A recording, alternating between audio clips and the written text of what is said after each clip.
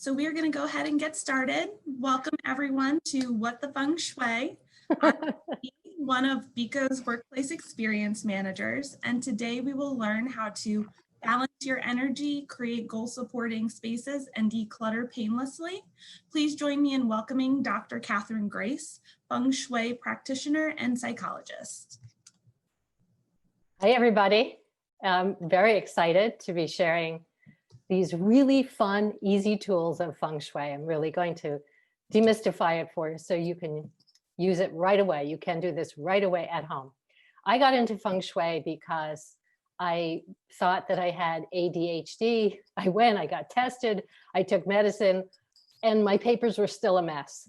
So I thought, I'm not really sure that that's the issue. And then I learned about Feng Shui, and I learned that having clutter in different areas of my space was not only affecting me trying to find things, but it had a bigger impact and was affecting my life. And that really scared me, honestly. I was like, oh my God, this has more implications than just my messy room. So I began to learn Feng Shui, and I made changes that lasted because I saw the connection between my inner world and my outer world. And as a psychologist, I'm trained to analyze people. As a Feng Shui psychologist, I put people's things in their space, if you will, on the therapy couch. And I have found that Feng Shui is kind of the fastest way to identify what's holding you back, and also offers really great fast ways to remedy it. So the question is, why Feng Shui now? Because we're all paying more attention to our home environments, to our work environments. The Chinese have been studying how to harmonize the environment for over 4,000 years. They understood that space and the things in it affect the lives of the inhabitants, both in a practical and a symbolic way, which is what we will see going forward. So Feng Shui looks at the condition of your space and the things in it, as I said, as having both a practical and a metaphoric significance. For instance, if your closets or files are just bulging, they're just bursting, and you can't find things, okay, well, that's a practical problem. But the metaphoric significance is that you walk around feeling overwhelmed. You know, you could be in the grocery store and you're like, I can't even think straight. What am I here for? So the effect of what's going on in a practical level in your space with your things carries out beyond the literal problem that you're facing, in a positive way as well. So you have a beautiful quilt on your bed, you get in and you feel so warm in this quilt because the quilt keeps you warm, but you have an extra layer of warmth. Why? Because your grandmother made it. And so you feel this additional level of connection that somebody else would not feel, but you do. So there's the practical and the metaphoric. So how does Feng Shui work? Move this guy ahead here. Okay. We're always someplace, and we are assessing with our five senses, with our conscious and unconscious minds, kind of what's going on around us. And the context in which we're in is going to be affecting how we think, what our mood is, and how we behave. So Feng Shui has made a science of studying these patterns of interaction between us, the space that we're in, and the things in our space. So notice now what you're thinking and feeling looking at this image. All right, so just like vibe into that for a second.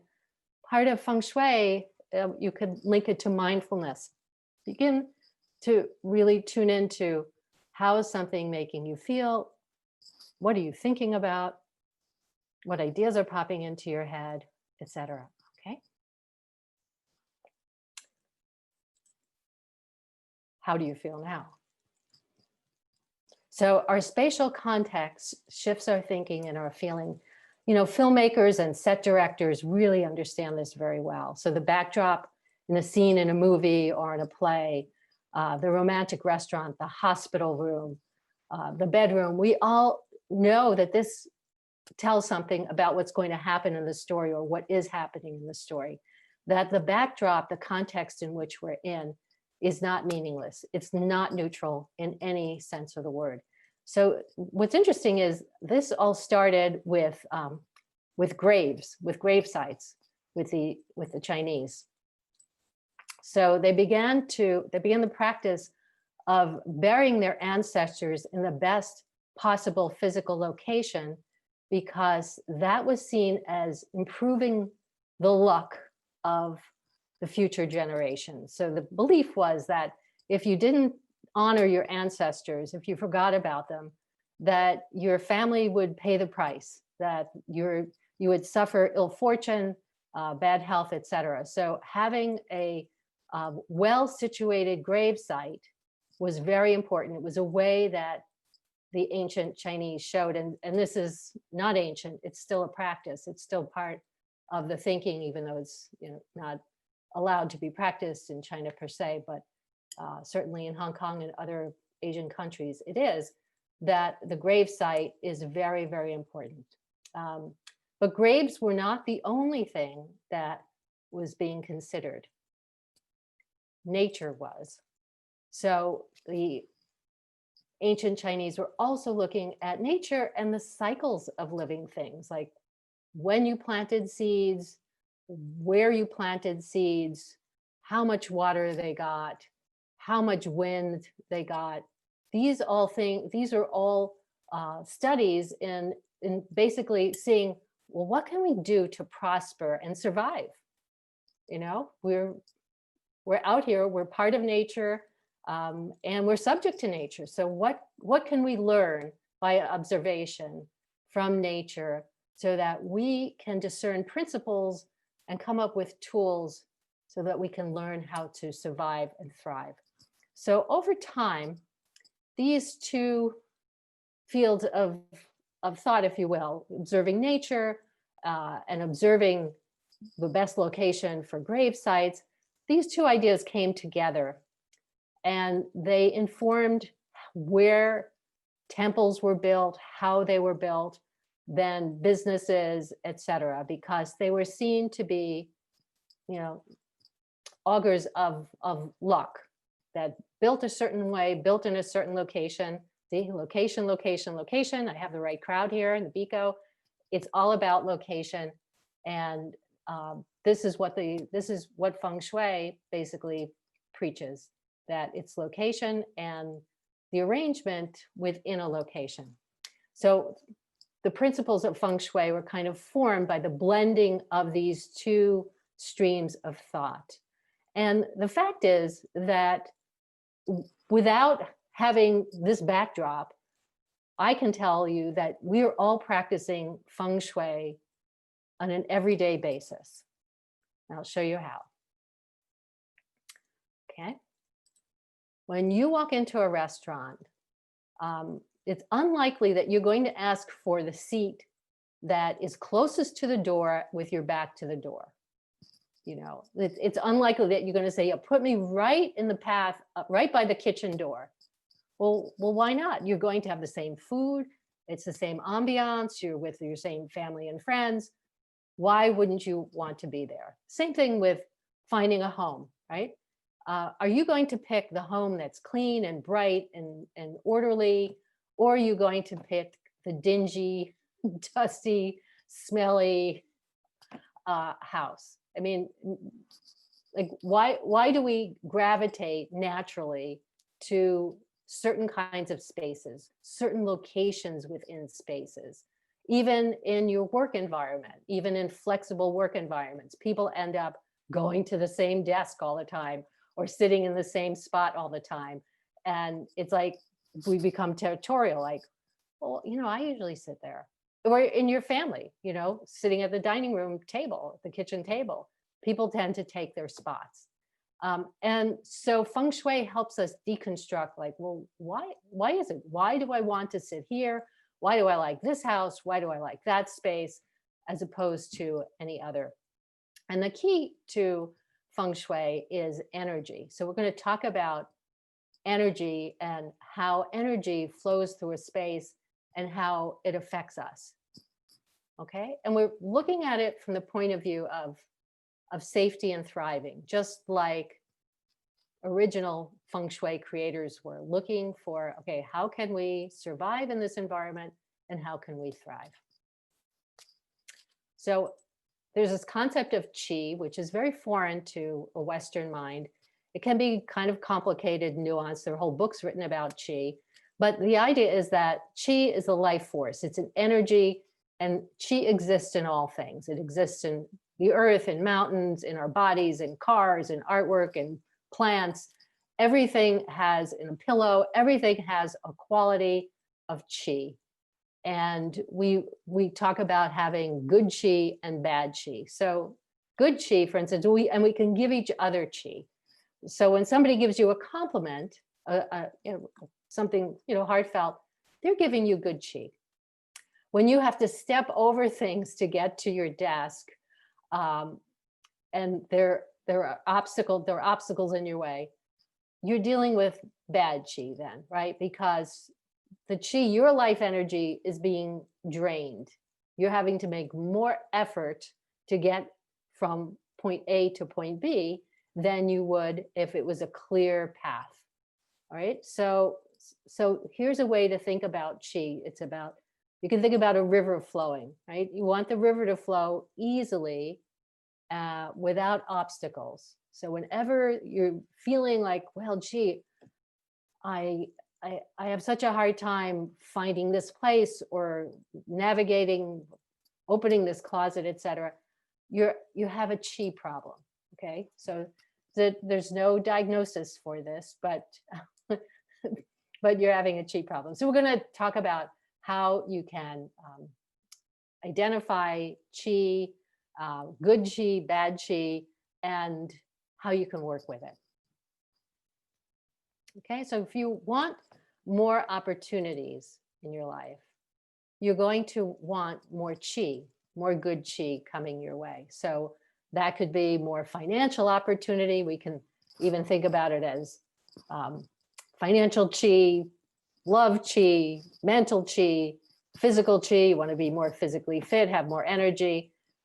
We're waiting on the idea of qi. And so when you're looking for good qi to come to you, the first place, and this is your first Feng Shui tip that you can do right away when you get off this webinar, is look at your front door. You want your front door to be easily seen from the street. Now, you live in an apartment, okay? You can put a wreath, or you can put a mat, or you can put even a little sticker or something on your door, a little something on your door handle, depending upon how strict your building is, just so that the qi can more easily find you. And the qi at the front door, if your front door is difficult to find or doesn't open all the way, that's going to affect how much qi gets into your space. It's like a car door. You've had a car accident and the car door doesn't open all the way. You can still get in and out of the car, but it's a lot of effort, right?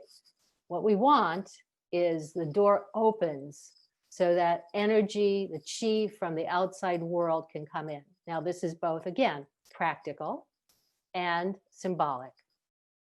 Okay? How about this house? What do you think? How much qi, how easy is it for the qi to find this house? Not so easy, right? Hard to see the number, hard to see the door. And so the people living here, they may have a fine life, but things are going to be a little harder for them than people living in a place where the front door is very visible. So again, practical terms, it's nighttime and Amazon's trying to deliver an order to you. They can hardly see, the door. How do you get in? What's the number? And visitors coming here. If you're coming here for the first time, and it's a dark night, you're going to feel less comfortable. So that's another way that we experience qi. Like our qi becomes constricted because we're going to feel a little uncomfortable, with our footing maybe, or where's the door, etc. So just as an aside, we'll talk about fixes, but Feng Shui offers really easy, quick fixes for things as well. So here we're just going to cut down these big bushes that are closest to the door there, put in a light, and we can also put the numbers for the house further down the driveway, closer to that tree. So they're easily seen from the street. Boom, done. Not, this doesn't require a huge renovation or knockdown of the house, just to get the qi flowing more easily to the house. So here you have a place where it's very easy, right? There's no question where the front door is. The path is a nice meandering path, and you have kind of the heraldry of these nice flowers along greeting you as you come in. So what do you think the feeling of the qi is going into this house? What do you think about the people that live in this house? Just from looking at this home, this picture. See, you're giving off a vibe, you're giving a message to the world. And you're saying to the world, welcome, we're open, come on in, even their windows are open. So you want to be able to, when you want to attract opportunities, you want to attract people into your life, have it be easy. Have the qi from the world be able to find you and get to you easily. Okay, so the next Feng Shui tip, Feng Shui tool number 2, is something called the primary driver. So when you walk into a space, any room, any space, you're going to look at what your eye sees right away, okay? So for instance, this person is forever like in a rush, never has enough time. They're always rushing. Well, when they come into this is an entrance, a side entrance to their home. When they come in, they're bombarded with this very chaotic qi, right? There's the qi of the slippers on the floor saying, put me away or wear me or straighten me out. There's things on this counter. They're just bombarded with all kinds of disparate information and qi, the energy of all of these different things. So that's the primary driver. That's the first thing that you see when you come in. And that's the first thing that you feel. It's not just you see it, your body is experiencing this. So that's the thing with Feng Shui that's different than interior design. It's not just that, well, Martha Stewart wouldn't like this. Well, she wouldn't, but how is it affecting your body? How is it affecting your unconscious mind when you come in the house and you're thinking you'd like to do this or that, but then you get hit with all of this extraneous stimulation? How easy is it to concentrate and to focus and to maintain your mood, for instance? Here, and it's a simple fix, a very simple fix. So Dr. Grace, yes. I don't mean to interrupt you before you go on, but somebody is asking, what about if your condo or apartment or your front door isn't visible at all? Are there some tips you could give us to bring some good qi? Yes, absolutely. So since Feng Shui works both literally, practically, as we've talked about, and symbolically, you can put a mirror on the back of your door, the door, the inside of your door. And that creates a symbolic hole through the door, so the energy can flow through. And anything that you could put at all on your door, like I said, something even small, something around your door handle, something that's even discreet, that the qi can help find you. Okay. So Feng Shui offers these simple fixes. So you just clear this off and boom, the chi, you can just feel that this has a better chi. And there's even more that they can do, next go around, clean it up further. But this is how easy it is to do. I'll give you some other examples of primary drivers, because you want to really focus on each of your rooms to have a primary driver that's going to work for you. Think about, what is it that is important to you? What is it that gives you joy? What is it that you want to see, kind of the signature element in a room, and select that item. So here, this client was actually a finance professional, but she just loved music. She absolutely loved piano. And whenever she would walk past her living room and saw her piano, which she did play recreationally, she said she would just kind of get this inner smile. She would get this dopamine hit from seeing that piano. And that was the primary driver. Whenever she walked, to the entrance of her living room, she saw that piano. So here's a way of taking something that you love, an interest, and putting it in a primary location. So it's both reinforcing positive feelings and positive thoughts, and elevating your chi, right? This gives her energy. This boosts her energy. Here's another quick example. Oops, sorry, went too fast. Here's another example of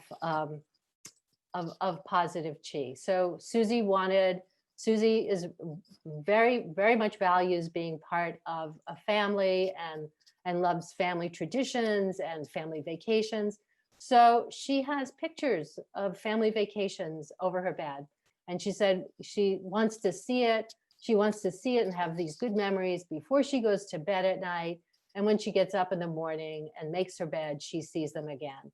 So there's this real use of space to uplift one's mood, to uplift one's thinking. And it's very simple, and it's great fun. It's just great fun to do. So, so far it's like, well, I don't know about this. I mean, is this some kind of hokey pokey woo woo? Does this stuff really work? And the answer is, yeah, actually, there's something called the reticular activating system.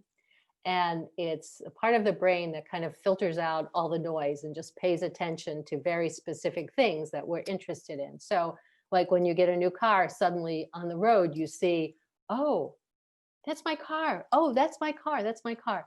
So what you want to do is, we're talking about this primary driver, is you're going to work with the fact that your brain works this way, and put things in your environment that you're looking to bring into your life. So you want a relationship, right? Say you're, involved or like to be involved with somebody.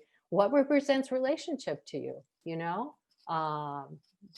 Two candles together, a picture of you and your loved one. You want to put these things in your environment so that you are cueing your brain. It's kind of subliminal programming. You're cueing your brain to be open to these opportunities. And you're kind of cueing the universe as well, saying, you know what, I'm serious about this. I would like a relationship. Or, gee, I'd like this other job. I'd like to have a promotion. Great. Make yourself a little certificate on the computer with your name in this new job and put it up someplace, just so that you're seeing that, and you are programming your mind to be open to these opportunities that otherwise you wouldn't. We can all think, oh yeah, I'm going to think about this, so I'm going to attract this opportunity. Well, boom, so many other things come in throughout the day, throughout the week. That thought just moves along the conveyor line. So what these primary drivers do is they anchor our wishes, they anchor our desires in place. And so because they rely on novelty, you want to change them up maybe every 30 days, right? So that you don't stop seeing them anymore. I have people draw their spaces for me as part of the consultation.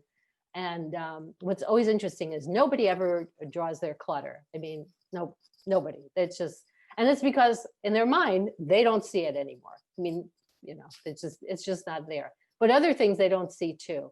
So we want to use our brains, use the science here, and use icons, use images, use things that represent what we want more of in our lives, and put them strategically in our space. So the other nice thing is that learning these Feng Shui tools, getting these Feng Shui eyes, if you will, enables you to read other people's spaces as well. So here's a client. This is interesting. My Feng Shui teacher many years ago said to me, "Don't listen to what clients say.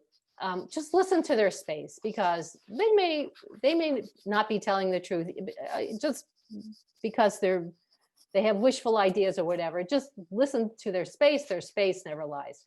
So this client said she really wanted to get married. She was really wanted to get married, but every room in her house had single chairs. Her living room had all single chairs, and as you see here, these single chairs have kind of a distance apart from one another. So it's like, well, she said she wants to get married.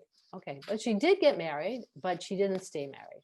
Okay, so part of what we can do is get to know things about ourselves that we may not realize, right? I spoke about earlier, what might be holding us back, or what might we not really be conscious of that's operating in our lives, that if we were conscious of, then we had the power to make changes.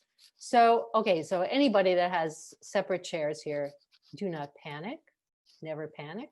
There's always a Feng Shui solution. And you just put the chairs together, just pull them together.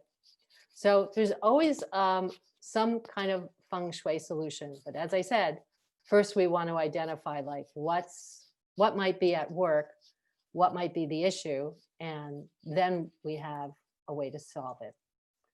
Another fascinating thing is that Feng Shui gets under the hood, if you will, like it really gets to what's going on unconsciously in ourselves. My research was on psychiatrist offices, and I basically used Feng Shui to understand what was going on psychologically with psychiatrists vis-a-vis themselves and their attitudes towards their patients. And this was quite interesting. It was quite interesting to them. So here's an instance where through the process of doing a Feng Shui consultation, somebody really got to know something about themselves that they were not at all conscious of.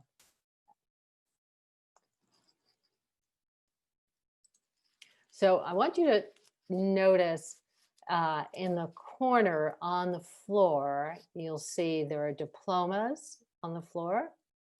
And this client said that we just had a lot of ambivalence about his professional power, just felt very uncomfortable.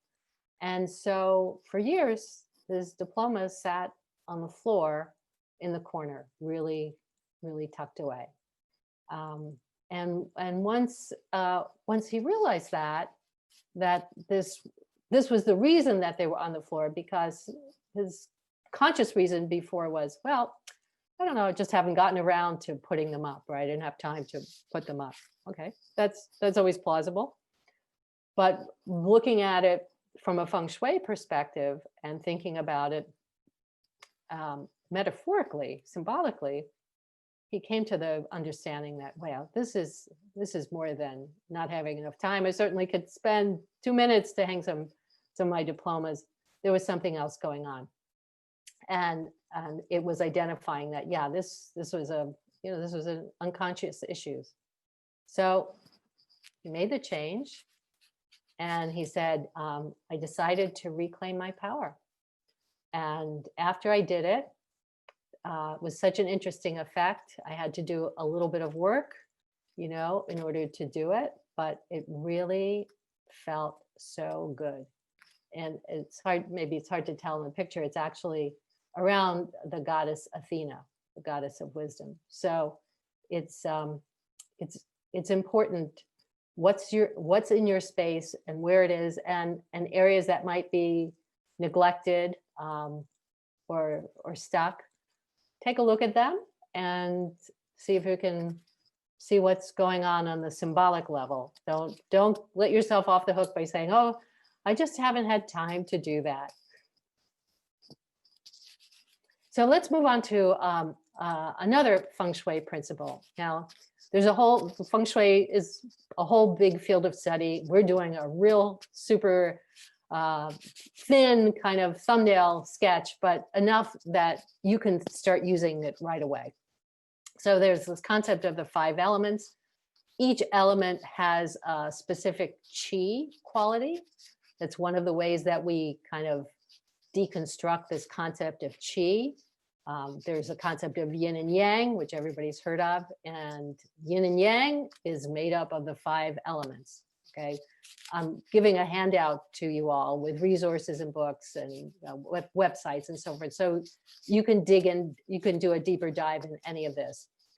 But basically, each of us has a certain element that we are that more typifies who we are in terms of our personality. And then we talk about a dominant element in a room. For instance, a room with a lot of wood is going to be a room where you think about wood. What are the qualities of wood? Well, growth, right? So there's going to be a lot of activity and growth.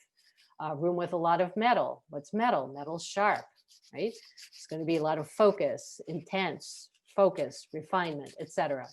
So as I said, I won't go into the details of all of these things here, but I'll give you a sense of what it's going to look like in your space. And you can begin to question what element are you? Which do you relate to? And you want to have a balance of these various elements in your space. And I'll get to that. I'll get to that next. Okay, so in thinking about elements in terms of personality, if there's a problem to be solved, so a fire person's going to say, well, just take action. And an earth person's going to say, stop, right? I mean, you can feel this, right? You know, earth, you know, stable, it's slow, it's stop. Metal person's going to say, we have to get organized here. The water person's going to want to communicate more. And the wood person's going to say, well, if people would just grow, then we could solve the problem. So let's look at some examples of these 5 elements in terms of what they would look like in a room if they were the dominant element. So I'm showing you pictures of rooms in which a particular element dominates the space, just because I want you to be able to get a sense of the element in a space and see which one you relate to most, if any. Okay, so this is a fire room. And fire room is when we talk about the fire element in terms of a person, for instance, they have a lot of passion, optimistic, hopeful, leadership skills. It can be quite bold. And all of these elements have both the positive expression and the negative expression. They can also be angry and aggressive and irritable and impulsive. Okay, so we look at a space and we say, well, if there's too little fire, then you're going to have a sense of emotional coldness, maybe, right? Maybe a lack of self-esteem, or not so expressive.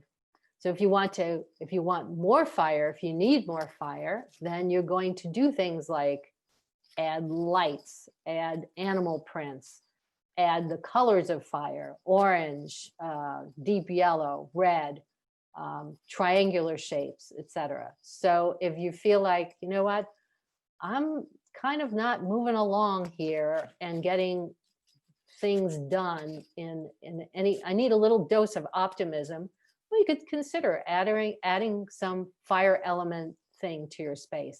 And again, in the handout and resources online, you can see the many, many choices that there are that would represent the fire element. Dr. Grace, I don't Yeah. mean to interrupt again. Yeah, sure. How do you know, is there a good way to tell which element you are? Oh Or yeah, of course. That's in the handout. You, I knew that would be asked. So yes, we're going to do, so the handout has actually a questionnaire in it, a resource that they can get online with a questionnaire, and it has, I don't know, like 16 pages all about the different elements. So people can really do a deep dive and understand which element they are. So here what we're looking at is the space. And if you're looking at the space and going, oh man, I wish I had this in my living room, or please get me away from here, that's giving you a sense too, in terms of what element you might be, because you're going to like the kind of, elements in a particular room that's dominated by the element that you are. So I'll move along. So this is a metal room. And so metal, right, is refined, analytical, can be, quite organized, just streamlined, but also could be distant, overly critical, indifferent, cold. So there's too little metal, then there might be difficulty in completing projects, maybe too cautious, right? Too conservative. So if you have too much, as I said, too critical, et cetera, too analytical. And you can either add or remove, depending upon whatever your situation is. You can add or remove colors, white, silver, any metal colors, light pastels, round or oval shapes. They're both colors and shapes that are connected to the elements. So electronics, for instance, are all considered metal elements, and then, things that are made of metal as well. Okay, so an earth room. So earth element types are thought to have, good physical strength, nurturing, loyal, grounded, stable, just like the earth. But too much earth, they can end up feeling stuck and heavy and bored and overprotective. So if you have too little earth, maybe you're, unfocused and you're just bouncing from one thing to the other, or you worry a lot. And earth, you want to add earth into your space if you're in any kind of transition, maybe divorce or family loss or changing jobs, etc. Earth is very, very comforting. And so that's another way to use the elements, that we can use them for the kind of chi that they give us. Earth tones, obviously, browns, greens, sands, beiges, etc. And then things that are square, squat, low, images of landscapes. These are all examples of earth elements that you could have in a room or add to a room, or take out of a room if you have too much earth. Okay, water. Water is considered to be an element that's spiritual, insightful, imaginative, reserved. If there's too much water, people can be forgetful, right? Not really have very good boundaries, get pretty distracted. Too little water, and people can feel isolated and lonely, feel stressed. So again, you want to add or remove colors, any jewel tones, dark tones, black, blue colors. Reflective surfaces are also water elements. Mirrors, anything that are things that are wavy form or asymmetrical shapes, as you see in this picture here. Certainly aquariums, fountains, swimming pools. These are obvious literal water elements. And then we have the wood element.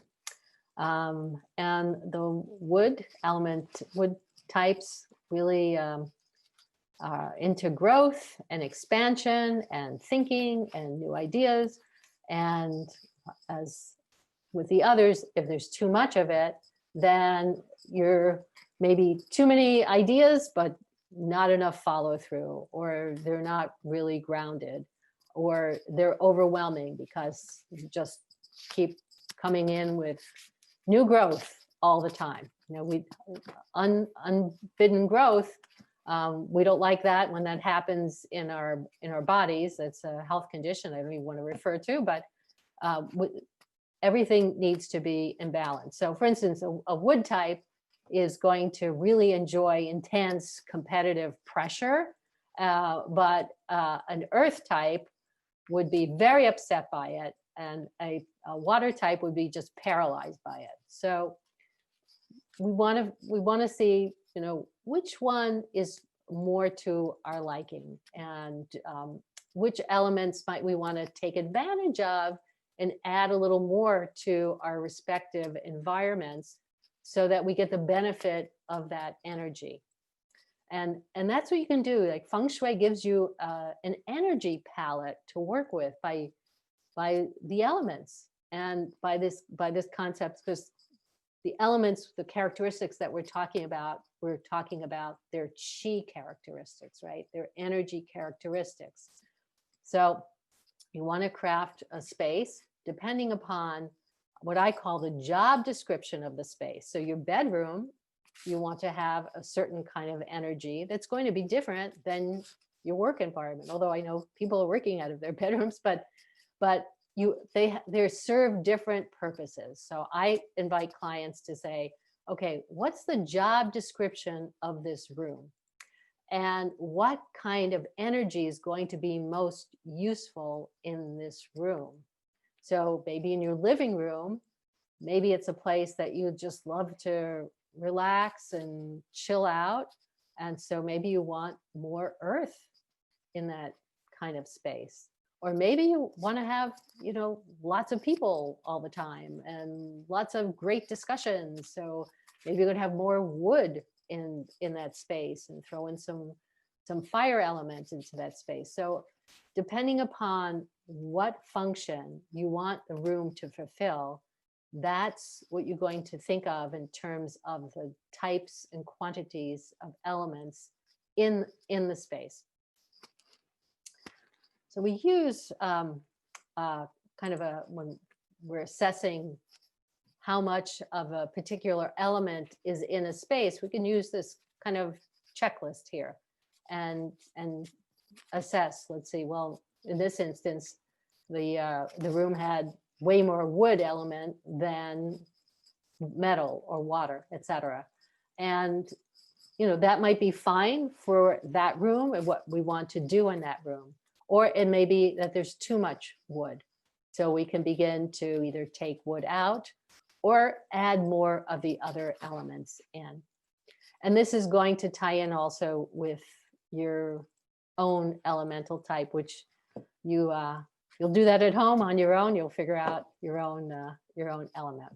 So we're basically all of the elements, but it's a question of which order, which rank each one is in, and what percentage they are. All right, so now we're going to go to the next Feng Shui tip. And that is decluttering. You know, decluttering has kind of always been a core piece of Feng Shui, but it's kind of gotten a life of its own. And what you want to think about, like using decluttering to be able to free up any kind of stuck chi or chaotic chi, because that's not the energy that's going to let you move forward or feel good, have any sense of serenity at all. This is like 4 different radio stations playing at once very loudly, and then someone screaming in the background. So that's not the kind of chi that's going to give rise to anything that, that you want to have it to give rise to, except overwhelm. So the thing that people like about this decluttering method is that it bypasses the usual issues that come up for people, because everybody likes in theory the idea of decluttering, but the moment they step into the room or open the closet or open the drawer, they kind of get paralyzed, like, I don't know where to begin. You know, I don't know how many times I've heard, I don't know where to begin. And it's because, you know, your mind is being faced with like 47 decision points all at once. Am I going to keep this pen, or am I not going to keep this pen? Maybe I should put it over here. Maybe I should give it to Susan. I don't know. Does it even write well? Maybe I should check this pen. Like, and so it goes, right? So in theory, if decluttering was just a question of the fairies coming in and taking care of everything, you know, people would declutter all the time. And that's why these clutter clearing people and professional organizers are in such demand, because they kind of do that. But we're talking about this really from, again, a practical and a symbolic level. So we're not just decluttering your space, but we're decluttering your mind as well, right? We're letting the chi flow well in your space, and that is going to flow well through your mind and your body. So there's a very, very simple approach, and it completely bypasses your mind. So people really love it. Here goes. You're going to take every single thing off of your desk, or whatever the space is that you're working on. Take everything out, every single thing. Nothing gets to stay, right? And then just breathe and let yourself feel what that feels like, to have that space empty, that closet empty, that drawer empty. Just take that in and enjoy that feeling of, you know, wow, that's the kind of energy that you want.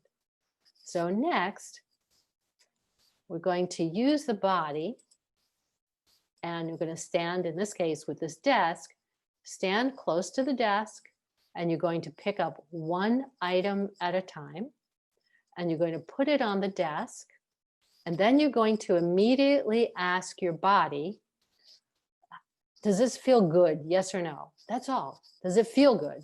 Yes or no? That's the only answer that you could give, yes or no. You can't get into the story. Well, I remember when I bought this, it was a rainy day, I was with my ex-boyfriend. No. That's a different discussion, a different time. When we're doing decluttering, we're going to tap into our bodies and just check in, yes or no. Doesn't feel good? Does feel good. And then we go one thing at a time, adding one thing after the next back. And there'll be a point where your body will say, I'm done. And that's it. And that's all that should be in that space. So this is just a wonderful approach. It's very organic, and it's going to work for you because you've really tapped into yourself. It's not somebody coming in and saying, you should have this here, you should have that here. You know, those kinds of things don't last because they don't really resonate with your deepest, truest self.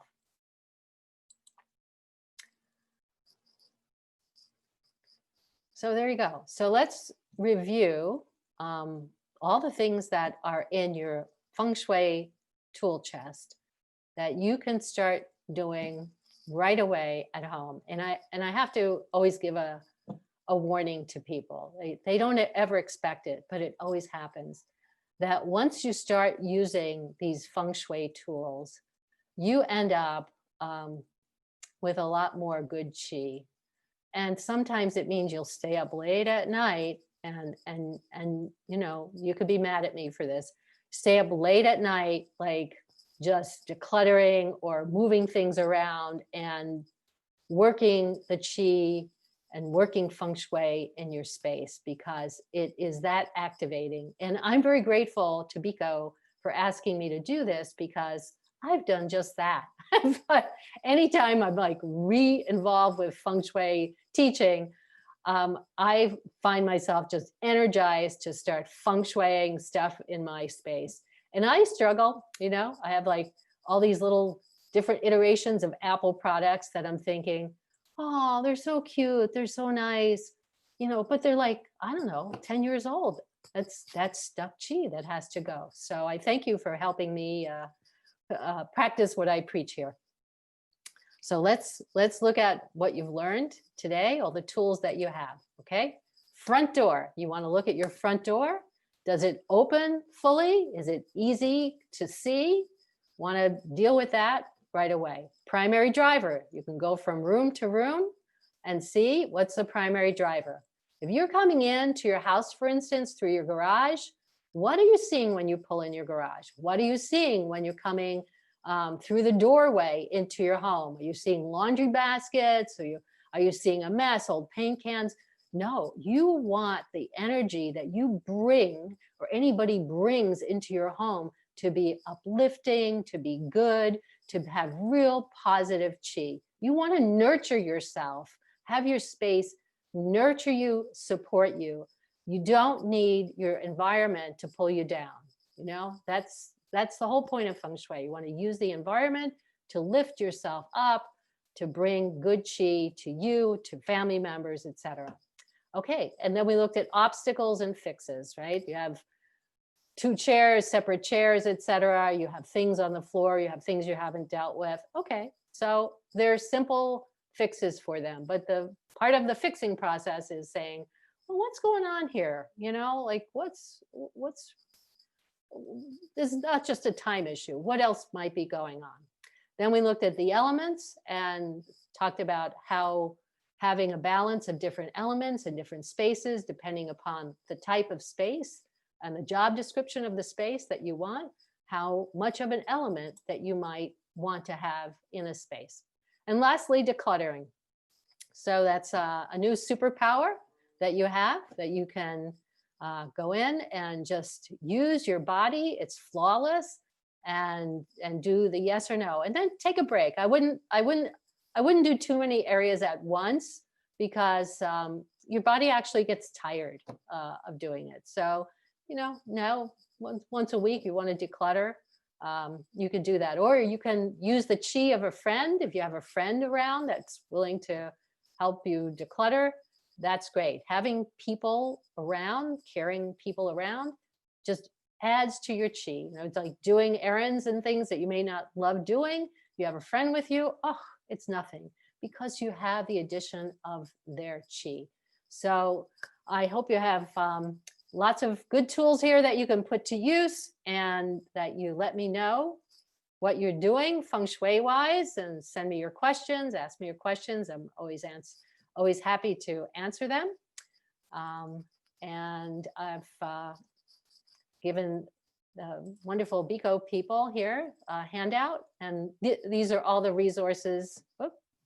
These are all the resources that are in the handout, so you don't have to strain your eyes here. They're in the handout. Any questions? All right, Dr. Grace, we do have a few questions. Somebody asked, is it bad to have your back to the door when you're either, laying out your office or in a bedroom? Yes, it is bad. And just think about it. The reason it's bad is instinctively, you want to be able to know what's going on in your space, because Feng Shui, we want to think about feeling safe, right? Surviving and thriving. When you're in your home, you don't think about, oh my gosh, am I safe? Am I going to survive? But the truth is, on an unconscious instinctual level, yes, we're still animals. And the command position in any room, the most powerful position in any room, is the position that is furthest from the door, but the one that gives you a view of the door. So that's the best position. Now, sometimes, the arrangements that exist, we don't have that choice. So there are Feng Shui fixes.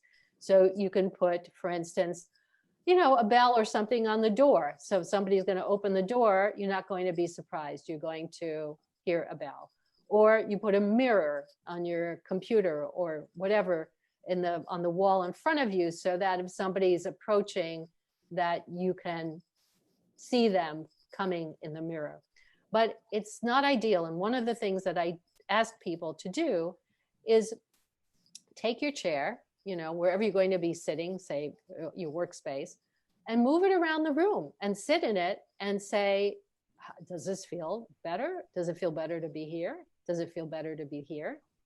You know, Feng Shui is not an intellectual exercise in some respects. It's really so grounded in the body, because this idea of being safe, surviving, and thriving, it's very foundational. All right, we have 2 more questions. One of our customers has been doing a lot with keeping the chi in their home, and they were reading about drains and toilet seats, that they should be closed. She's added small stones to the sink, but she's struggling with the shower. Any ideas of how to get better chi in the Well, same thing. You know, you can put a little cover over the shower drain if you want. Okay, perfect. And besides the front door, what other key things should someone look for when they're house hunting, such as the direction that the house is situated or facing, if it's waterfront, etc.? So there are many schools of Feng Shui. Some schools use direction and some schools don't. So, you know, east, west, north, south, etc. So that's a personal decision, which orientation somebody is comfortable with and wants, and what school of Feng Shui they want to use. But you want to notice, what's the experience when you're going to look at a house? What's your experience of even finding it, of getting there? You know, is it hard to find? Is it across from a police station? What's around it? You know, what are you passing when you're going to this new home? Because you're going to be picking up that energy and having those feelings, again, on a subliminal level as you're going. Like, I used to have a house in Westchester, and I also lived in Manhattan. So I would drive up, and a quick way would to be going through the Bronx, and there'd be parts of the Bronx that were pretty, you know, sad. And I would take a whole other route that would take me longer, because I just didn't want to see all of that and have all those feelings.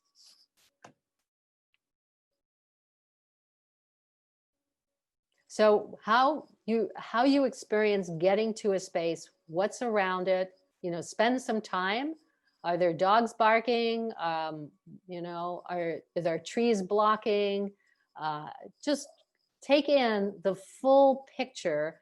Don't just get mesmerized by the house itself, because the house is sitting in a context.